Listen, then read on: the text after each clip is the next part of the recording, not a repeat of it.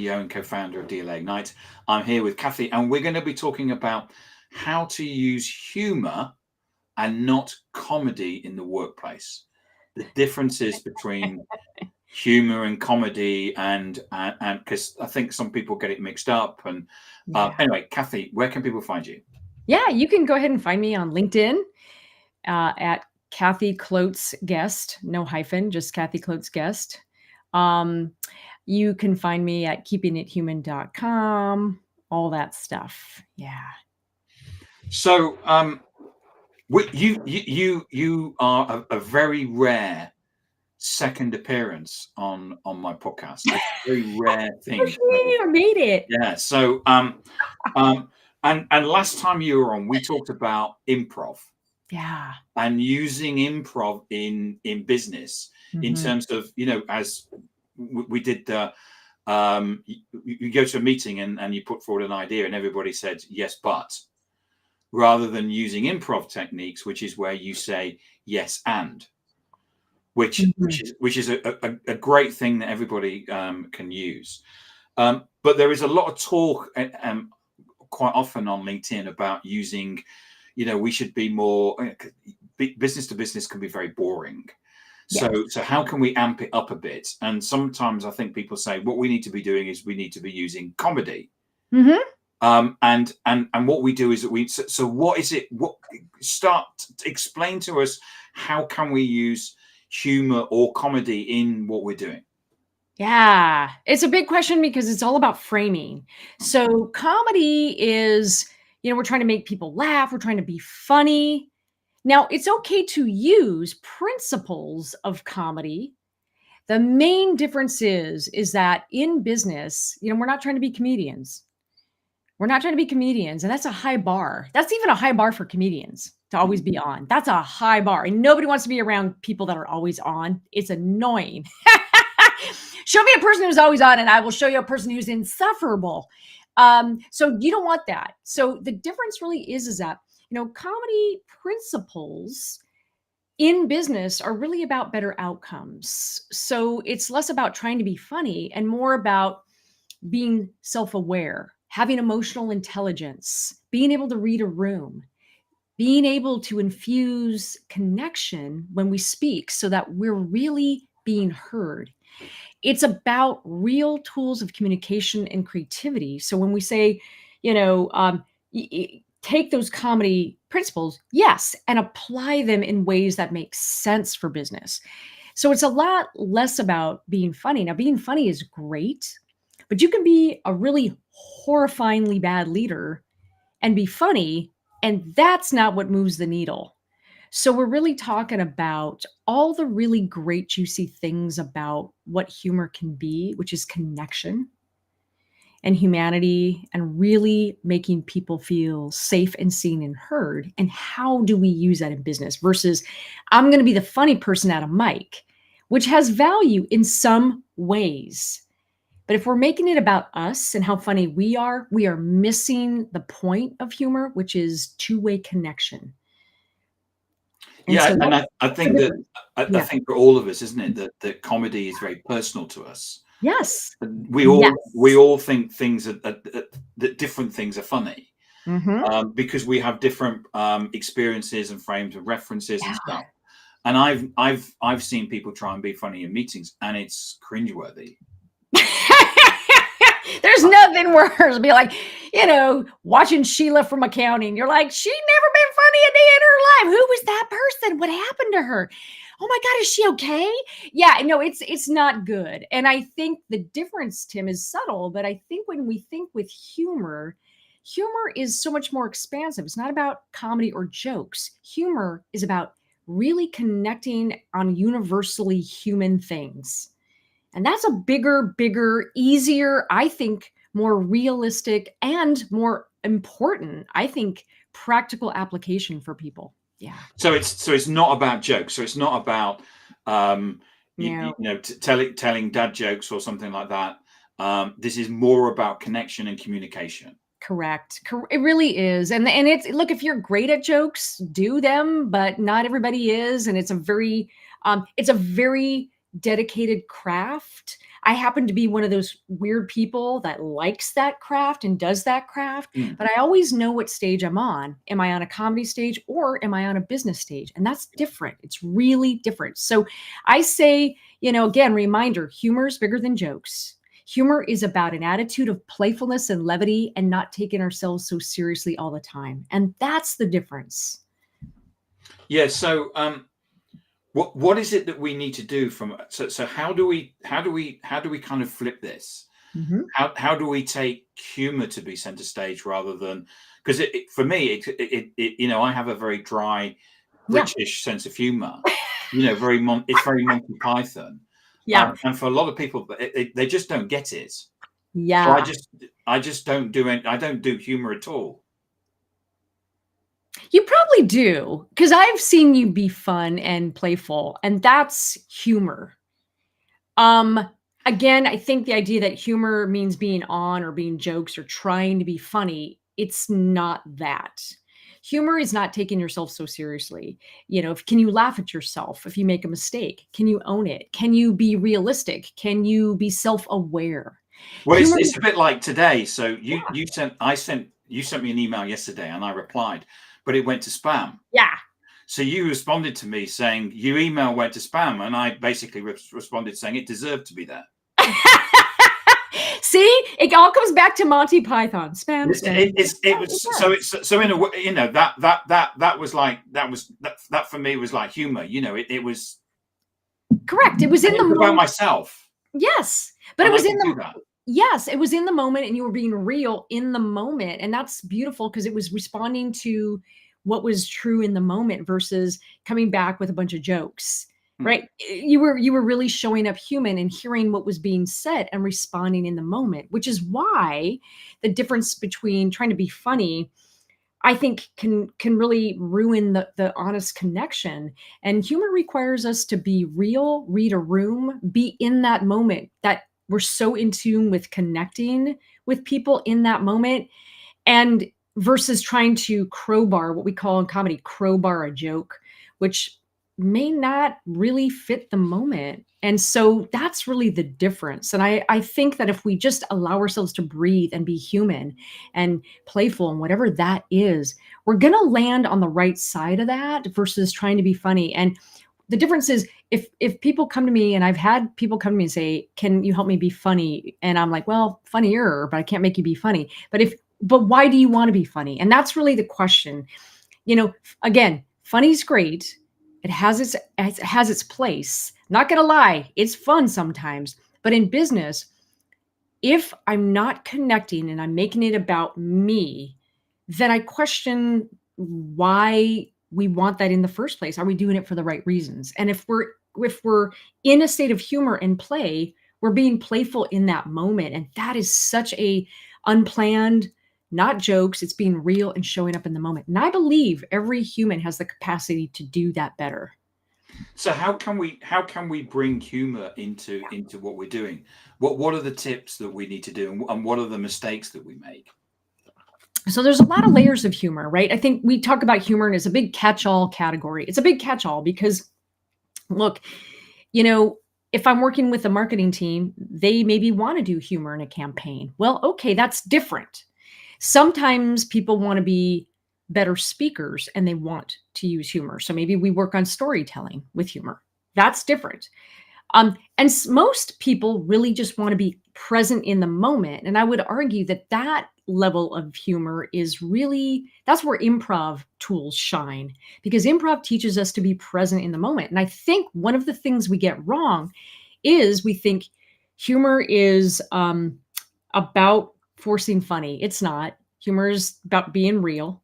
Humor is truth. That's one of the things I think we get wrong. Humor is truth, and it's a truth that's recognized. So honestly, if I give my truth, but you don't recognize it to be true, it may not work. However, if I'm in the moment and I say something because I feel awkward and you recognize the truth because you feel awkward, we're connected because I'm saying the truth that people are feeling in the moment. So what we get wrong is a very narrow definition of humor as, jokes and being in comedy. And I think a true expansive definition is showing up and being willing to be present in the moment. And so how do I respond in any moment? And it's truth recognized, it's also being real. So what I mean by that is, and we talked about this last time, Tim, it's I can't tell you how many times there is an opportunity for just saying what people are thinking, but in a way that owns it. So it's not about here's what you feel, it's here's how I feel. I have had to have awkward conversations as a leader in tech many, many, many times. I cannot own how other people feel. If I start with how I feel, like, hey, I look, before we have this really tough conversation, can I get you anything? Some coffee, some water, a head start for the exits. I'll be right behind you.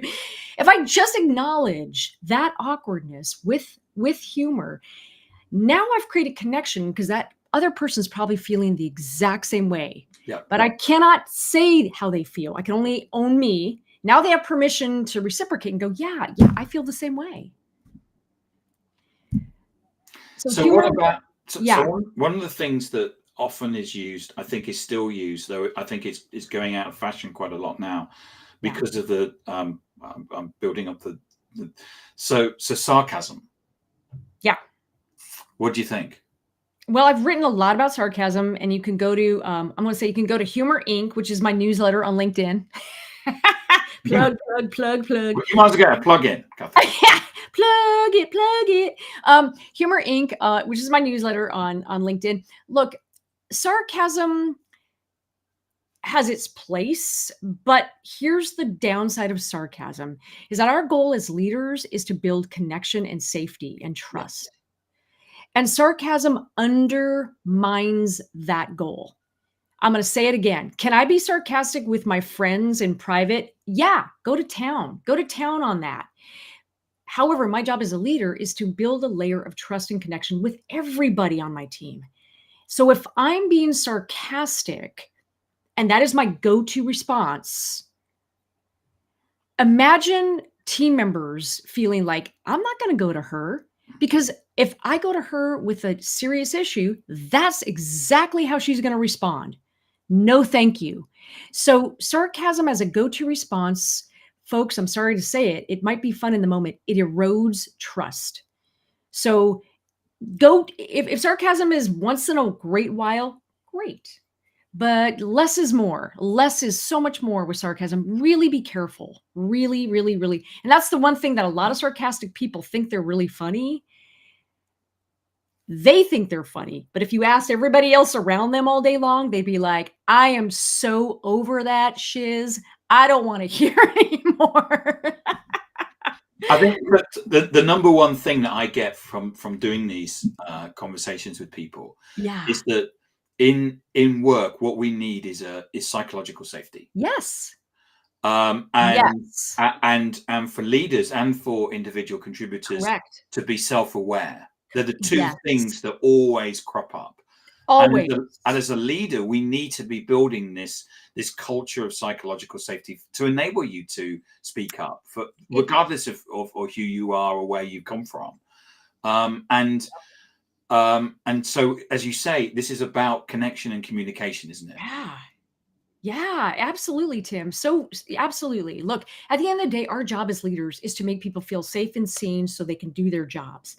I'm not saying coddle everybody. That's not it. Because it may be uncomfortable having tough conversations, but nobody should feel unsafe. Those are two different things, right? Safety and comfort, not the same thing.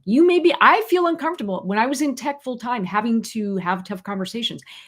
I, however, knew that safety was my goal and trust was my goal. So to that end, if I'm flippant or sarcastic with people's feelings, I'm going to erode trust very quickly, and it is not worth it. It is not worth it. So think long and hard about your sarcasm with your friends by the water cooler is a very different proposition. Yeah. So what is it that we can do more of in terms of connecting? Can you give us some more examples? I love your example of the tea, coffee, or running to the exits. Yeah. So here's the thing about it. It really relies on self-awareness. It relies on approachability. It relies on psychological safety. It relies on an understanding of reading the room. First, it's self-awareness. Now, can I read everybody's emotions? Can I read the room? There are times where it's just people are not in the mood, and that's okay. I think what we have to do as leaders is understand, what are those timing is everything. Timing is everything in comedy and also as a leader using humor. And by timing, I don't necessarily mean the timing of a joke. I mean, is it read the room? Are people feeling it? If you're laying off people, might not be the time to let's bust out a fun activity. That may not be the time, but it might be if people are feeling open to healing. And that's the job of a leader, is you always have to be able to read the room. And if you get it wrong, it's okay. Just apologize. I know this is shocking to hear. You're going to get it wrong sometimes. Most people won't get it wrong. But on the rare chance that you do, it's okay to just say sorry. Hey, sorry. So I think with humor, I want people to understand that it starts with truth, your truth, not somebody else's truth. It starts with reading the room. It starts with universal things. So humor isn't about, own how you feel or own universal things. I can talk about parenting. I can talk about work from home. I can talk about constant change. I can talk about the fifth reorg. Like I've had 10 bosses, and it's like it's Survivor, but like of bosses. And like I can outlast every boss. Like you can talk about those commonalities because that is ripe for a universal human laughter moment. The danger zone to avoid, everybody, is when you start trying to comment on somebody else's experience. That's where people get into trouble. I'll say it again. If you stay on the right side of owning a universal experience or your own experience, you're safe. And it's the difference between, am I lifting people up and celebrating our common humanity? Or does my joke come at the expense of a group of people or a person? That's a big red light. So here's the thing. It really comes down to this. Embrace your own imperfections and embrace your common humanity. Those are perfect areas that your team will respond to. And it's we overcomplicate it because we think, well, I have to have a joke. No, you don't. And most people are really bad joke tellers. It's okay. You don't have to. There's storytelling. There's, making it a check-in moment at every meeting. Let's just have some lighthearted fun. Like, what's fun? Make it group oriented so that everybody participates and it's voluntary. It's optional. It's not like, funny on command or humor on command. We will have fun. Exactly. No mandates. No mandates. We will have fun. No fun by KPI. Yeah. We are not doing, we will have fun right now. Here's my laser pointer. And I know it will be fun because damn it, it's in our charter. It's our mission statement. No. Voluntary. So the more you start to cultivate a culture like that, Tim, where people can feel free to participate and do what's fun for them and respect everybody, and make it lighthearted, the more you're going to cultivate that kind of a team or a culture. Yeah. I think it's about, as you say, it's got to come from myself. Yeah. Because it's not right or fair for me to be judgmental or try and second guess. Nope. To use about somebody else. Nope. That's where people get into trouble. That is, and there's always that one person in the office or multiple people. There's always that one person that's like, well, I guess I can't joke about anything. It's like, no, the problem is you speak for other people and you have no license to do that. That's your problem. And so it's about ownership. It's about owning as a self-aware leader that it is self-referential. So when you give yourself permission to say, I feel awkward, or am I the only one who feels awkward? You're owning how you feel and you're never making it about somebody else. And there's a big, big difference. And that's what kind of reading the room and giving permission for people to breathe. Yeah, that's what it is. So if I'm going to tell a joke. Yeah. So I remember doing a presentation course. Yeah. And the person doing the course said, always tell a joke at the beginning of the presentation. And I did, and it was very uncomfortable, and I didn't ever do it again. Yeah, well, they were wrong. and I decided that they were wrong. Yeah, they were wrong. So they were wrong. If we're going to tell jokes, what do we need to do? Okay, if you're going to tell a joke, again, the same rules apply. If you're going to tell a joke, jokes are referential or about how you feel in the moment. How you feel in the moment. So, if I, tell a joke about being a woman in tech, I'm going to make it about me. I'm going to say, because there's nothing that, people in tech love more than a smart, funny woman leader. No, no, no. It's like, or I'm going to say something about, my joke that I use all the time when I talk to tech audiences, and even, everybody laughs. It's like, tech is still very male dominated. And the last company that I worked for had this fun little tradition where all the groups got names. The IT guys were the it bros. The accountants were the dough bros. I got excited because they came up with a name for the women in my division, Kathy and Brenda. And like everyone laughs because I'm telling you how I felt about being in that space. And that is the difference. It's self-referential.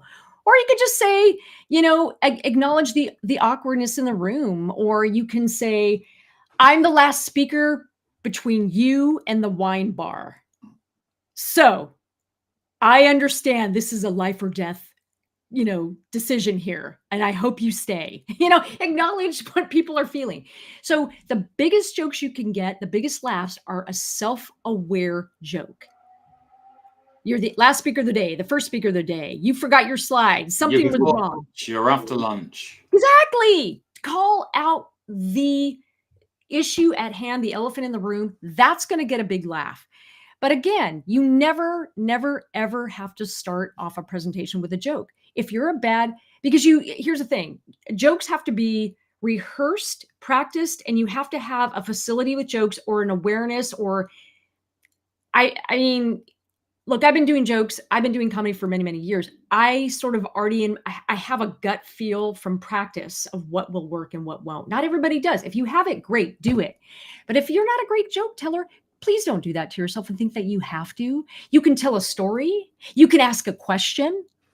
You can be, I lost airline lost my luggage once, and I had to wear sweats to a big presentation. They lost my luggage. I had no clean clothes, right?